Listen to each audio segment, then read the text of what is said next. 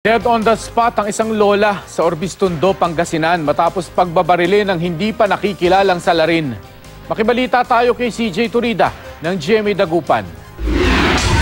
Patay ang 62 taong gulang na si Lola Remedios Custodio de los Santos na binaril ng hindi pa natutukoy na salarin sa barangay Bitwag, Orbistondo, Pangasinan. Nagsisibak daw ng kahoy sa de los Santos, naglapitan ng salarin at binaril. Nakailang hagbang papalayo ang biktima hanggang sa humandusay at doon na umalis ang salarin. Sabi ng mga kaanak ng biktima, wala namang kaalitan ng biktima kaya blanco pa sila sa motibo sa pamamaril.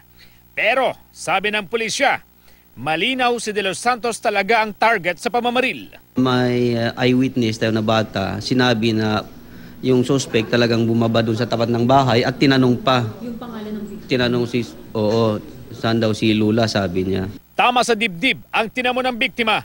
Nakuha sa crime scene ang isang basyon ng kalibre 45 baril. Kung sino man ang gumawa nito, makonsensya naman sana. Grabe naman kasi ang ginawang pagpatay sa nanay ko. Agad tumakas ang salarin na sakay ng motorsiklo. CJ Torida, Nagbabalita, Pilipinas.